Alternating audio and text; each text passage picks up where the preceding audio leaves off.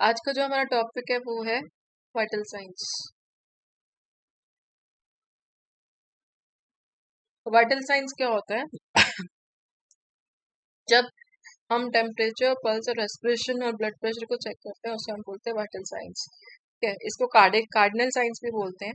Temperature हम जैसे कि बॉडी का टेम्परेचर इंक्रीज कब होता है? जब कोई एंटीजन हमारी बॉडी के अंदर आता है और हमारी जो बॉडी है, एंटीबॉडी जो हमारी होती है उसके प्रतिक्रिया रिएक्ट करती है। जब फ्रिक्शन होता है तो उसके फ्रिक्शन की वजह से जो फीवर आता है वो टेम्परेचर होता है। अगर फीवर आता है इसका मतलब ये होता है कि कुछ एबनॉर्मल एंटीजन या बैक्टीरिया जो है, वायरस हमारी बॉडी के अंदर एंटर कर चुके हैं।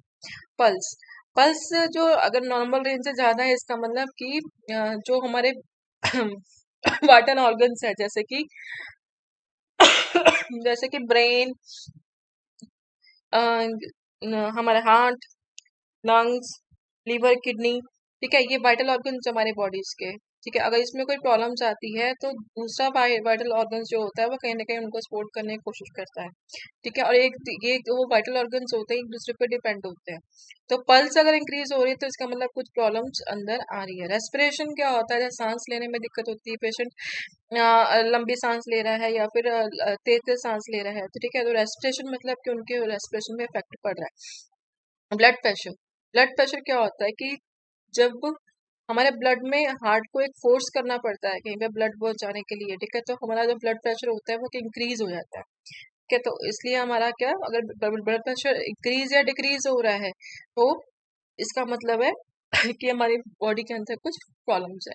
तो हम लोग इसके लिए क्या है, वाइटल साइंस जो है वो चेक करते हैं, जिसको कार्डिनल साइंस भी बोलते हैं। इसको हम लोग आगे धीरे धीरे पढ़ेंगे डिटेल में। तो जब हमारा जो वाइटल साइंस हम चेक करते हैं, जो हमारी बॉडी की स्थिति है उसके बारे में बताते हैं कि हमारी बॉडी में क्या प्रॉब्लम्स हो रही हैं, हमारी बॉडी सही है कि नहीं। अब ये है कि कितनी देर बाद, कितने ड्यूरेशन में क्या है, बीपी, वाइटल साइंस जो हमें चेक करना चाहिए। अगर पेशेंट हमारे पास आता है उसका सब वाइटल साइंस नॉर्मल है तो हम लोग क्या है, 4 आवर्स के बाद या 6 आवर्स के बाद उसके बाद बीपी दोबारा चेक कर सकते हैं। लेकिन जैसे पेशेंट क्रिटिकल है, आईसीयू में है या इमरजेंसी में क्रिटिकल पेशेंट है, तो हम क्या है 1 आवर का डिफरेंस लेके चेक करते हैं। जैसे आज अभी 8 बजे की या फिर 9 बजे चेक करना है, ताकि जो, क्योंकि ऐसे पेशेंट में क्या होता है कि एकदम से या फिर बीपी अप जा सकता है, वाइटल साइंस डिस्टर्ब जल्दी हो सकते हैं, या जब वाइटल साइंस एकदम से फॉलो हो सकते हैं। अब ये है कि कौन कौन से पेशेंट्स को हम लोगों ने वाइटल साइंस चेक करने हैं। ठीक है, पहले था कि ड्यूरेशन, अब है कौन कौन से पेशेंट्स को। जब हम पेशेंट को एडमिट करते हैं, हमारा पेशेंट हमारे पास आता है, एडमिट होता है, तो हम फटाफट उसके वाइटल साइंस चेक करते हैं, स्टेटस देखने के लिए क्या है पेशेंट का स्टेटस। ड्यूरिंग फिजिकल एग्जामिनेशन, जब हम सिर से लेके पैर तक पेशेंट को चेक करते हैं, ठीक है, जैसे कि उसका हेड, आईज, नोज, माउथ, क्या कोई प्रॉब्लम तो नहीं है माउथ में, या फिर रेस्पिरेशन, हार्ट, अब्डोमेन, लेग्स में उसका ग्रॉइन, फिर उसके बाद में नीज, फुट। जब हम हेड टू फुट एग्जामिनेशन वो करते हैं सिर से लेके पैर तक, उस टाइम भी हम लोग वाइटल साइंस पेशेंट के चेक करते हैं। नेक्स्ट है कि जब हम लोगों ने कोई डायग्नोस्टिक प्रोसीजर करना हो। डायग्नोस्टिक क्या होता है? जैसे कि पेशेंट हमारे पास आया, उसने अपने सिम्टम्स बताया, मुझे ये प्रॉब्लम्स हो रही है, उसके अकॉर्डिंग क्या डॉक्टर उसका टेस्ट लिखता है, फिर हम टेस्ट के रिपोर्ट के ऊपर अकॉर्डिंग ही पेशेंट का डायग्नोस करते हैं कि पेशेंट को क्या प्रॉब्लम है। फॉर एग्जाम्पल, जैसे पेशेंट को अगर फीवर हो रहा है रात को और वो हमारे पास आया है कि मेरे को मोस्टली रात को फीवर होता है, बहुत तेज होता है, 101 होता है, और मेरे को बहुत थकावट सी लगती है, पैरों में दर्द रहता है, बॉडी एक रहता है, शरीर में दर्द रहता है, तो हम लोग क्या करते हैं, उनका ब्लड टेस्ट करवाते हैं। अगर ब्लड टेस्ट में उसका टाइफाइड आ गया तो हम लिखते हैं डायग्नोस में टाइफाइड। ठीक है, लेकिन इन्वेजिव डायग्नोसिस का मतलब क्या होगा? कोई चीज अंदर की तरफ डाल के डायग्नोस करना, जैसे कि हम लोग डाई डालते हैं बॉडी के अंदर। ठीक है, डाई डालने के बाद हम पेशेंट को जहाँ डाई डालेंगे तो उसके अंदर थ्रू नर्व्स डाई डालते हैं। तो जैसे हम लोग ओपन ट्यूब्स को देखना है कि वो खुली है या बंद है, तो हम लोग क्या डाई डालते हैं, तो जहां पर अगर वो बंद होगी तो वहां पर क्या वो हाईलाइट हो जाती है। तो उसके दौरान उसे प्रोसीजर को करने से पहले भी हम लोग क्या है पेशेंट का वाइटल साइंस देखते हैं।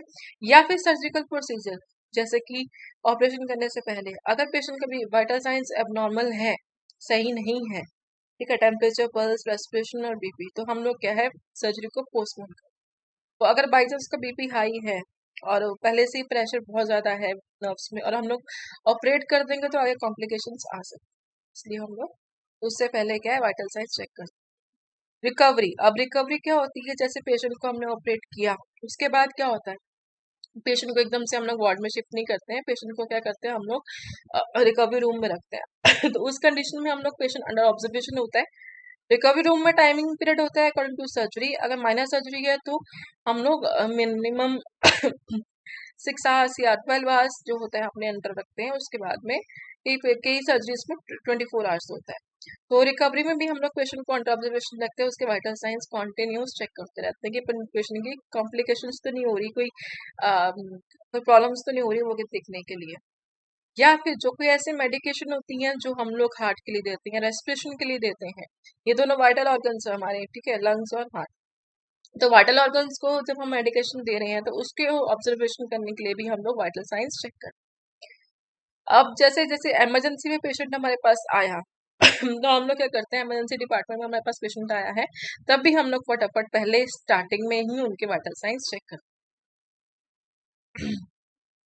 और बॉडी टेम्परेचर क्या होता है, बॉडी टेम्परेचर मतलब होता है कि जैसे हीट प्रोड्यूस हुई है, ठीक है, और हीट जब लॉस होती है हमारी बॉडी से, ठीक है, उसका जो बैलेंस होता है उसे हम बोलते हैं बॉडी टेम्परेचर। जैसे हमारी बॉडी हीट प्रोड्यूस भी करती है और हीट लॉस भी करती है, जो उसका बैलेंस है तो वो होता है हमारा बॉडी टेम्परेचर, ठीक है। तभी हमारा एक नॉर्मल बॉडी टेम्परेचर है, जैसा 98.6 डिग्री फ़ारेनहाइट हमारा नॉर्मल है, 37 डिग्री सेल्सियस हमारा जो है वो नॉर्मल टेम्परेचर है, ठीक है। सेल्सियस पे भी होता है, फ़ारेनहाइट पे भी होता है। जब हमारी बॉडी के अंदर हीट प्रोड्यूस होती है तो उसे हम बोलते हैं थर्मोजेनेसिस ये वर्ड टर्म आपको ही याद करना पड़ेगा। जब हमारी बॉडी के अंदर हीट लॉस होती है, ठीक है, निकलती है बाहर, तो उसको बोलते हैं थर्मोलाइसिस।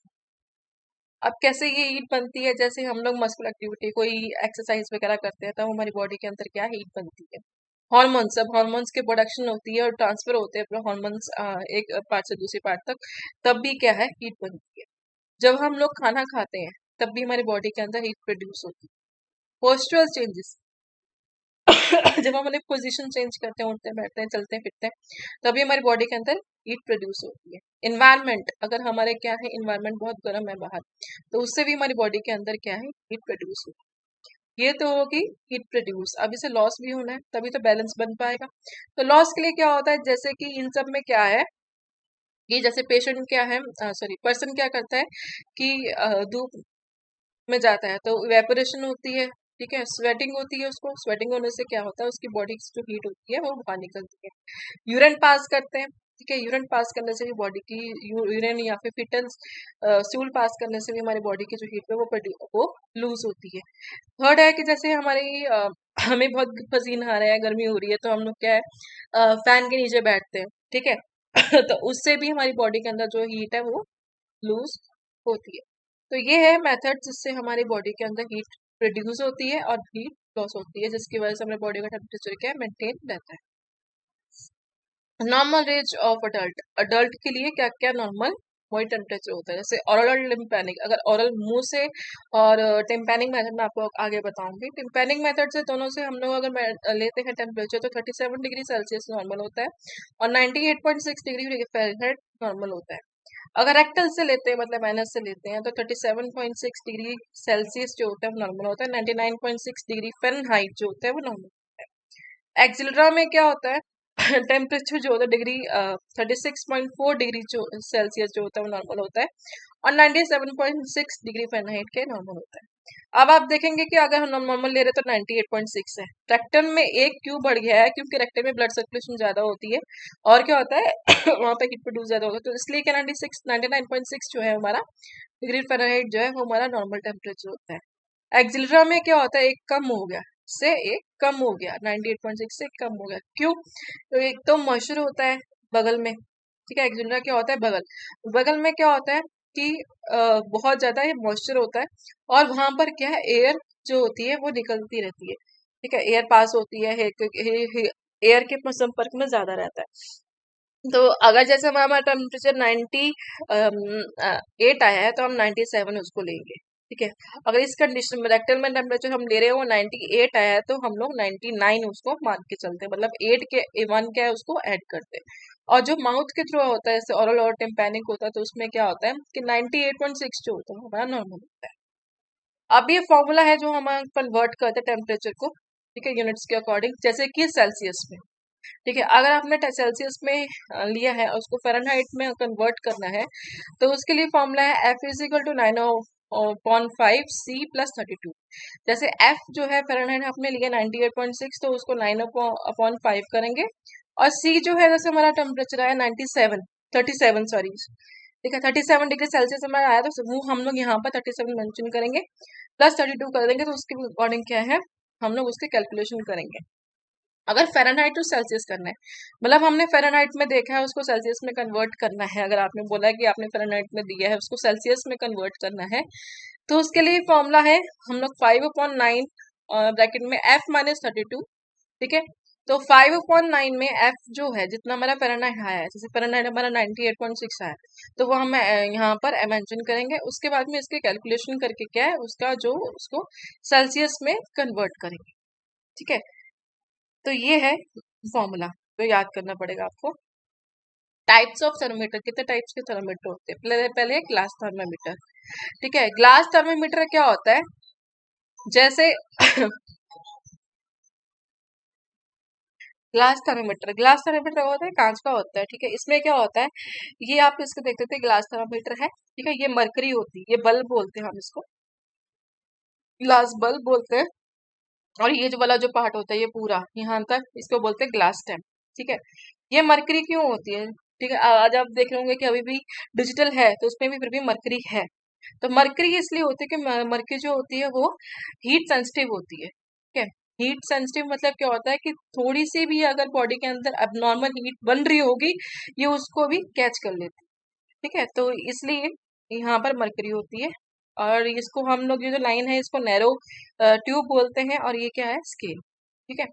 तो यहाँ पर क्या है, डिग्रीज मेंशन होती है, ये सेल्सियस में भी होता है और फ़ारेनहाइट में भी होता है। तो यहाँ पर क्या डिग्री मेंशन होती है। अब ये 98.6 है, अगर किसी को हमने टेम्परेचर देखा है, ठीक है, वो मरकरी जाएगी, ठीक है, नॉर्मल तक, यहाँ तक जैसे 98.6 था, तो इसका मतलब पेशेंट को 98.6 क्या फीवर है, सॉरी 98.6 क्या उसका टेम्परेचर है। नेक्स्ट है इलेक्ट्रॉनिक थर्मामीटर। इलेक्ट्रॉनिक थर्मामीटर क्या होता है, ये हम आजकल ये यूज हो रहा है इलेक्ट्रॉनिक थर्मामीटर। इसमें इसके आगे भी क्या है, मरकरी लगी होती है। मरकरी जैसे मैंने आपको बताया कि ये भी हीट सेंसिटिव होती है, ठीक है। जितनी आपकी बॉडी के अंदर हीट होगी वो क्या है, आसानी से कैच कैच कर सकती है, ठीक है। तो बॉडी के अंदर जो हीट होती है वो हम लोग इसमें आसानी से देख सकते हैं। तो ये जो 2 मिनट्स और 30 सेकेंड्स के अंदर क्या है, ये रिजल्ट बता देते हैं।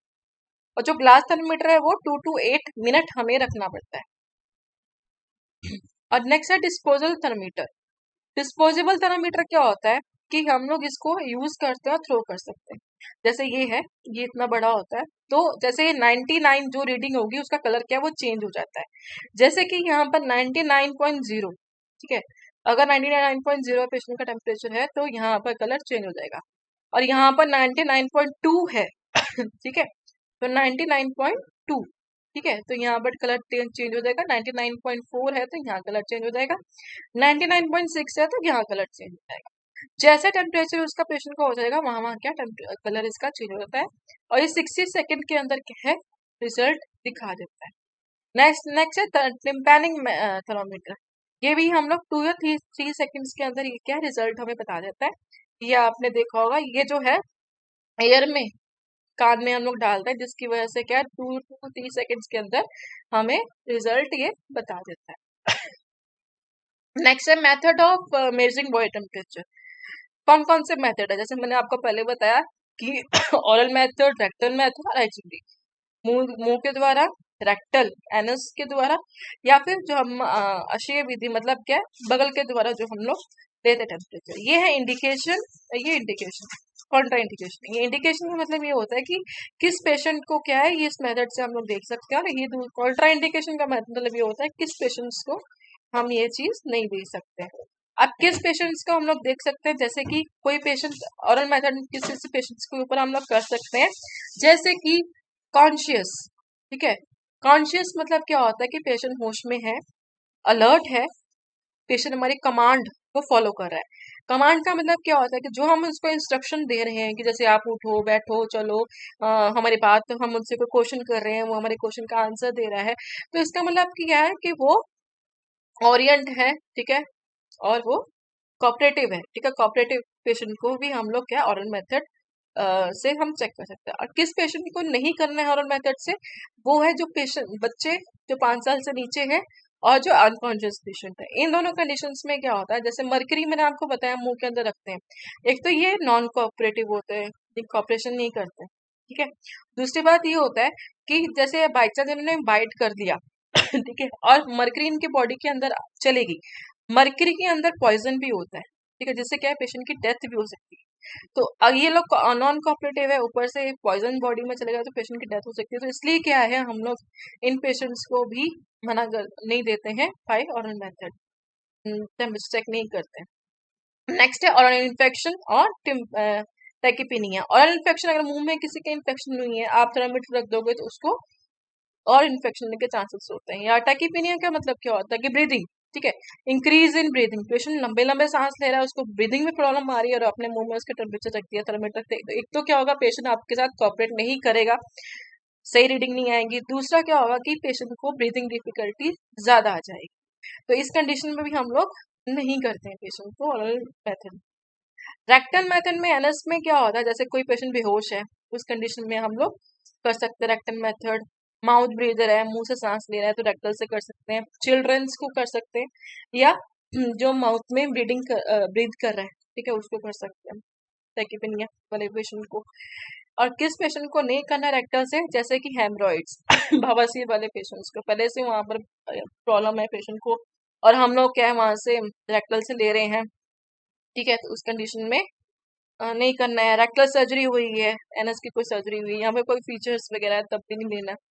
एक्सिलरी मेथड बगल में से, ये बहुत आसान मेथड है, ये इन्फेंट, यंग चिल्ड्रन और ओल्ड पेशेंट में हम लोग ले सकते हैं, लेकिन ये लेस्ट एक्यूरेट होता है और टाइम कंज्यूमिंग होता है, 3 मिनट हमें रखना पड़ता है बगल में। ठीक है, और दूसरा क्या होता है कि वहाँ पे मॉइस्चर होता है, लेकिन हमने मॉइस्चर क्लीन नहीं किया तो हमें रॉन्ग रीडिंग मिल सकती है। दूसरा ये है कि वो अगर हम लोग ने सही प्लेस नहीं किया है, सही जगह पे नहीं रखा है थर्मामीटर, और थर्मामीटर क्या है हवा के कांटेक्ट में आ गया है, तो भी वो गलत रीडिंग मिल सकती है। तो ये था टेम्परेचर। Okay, thank you.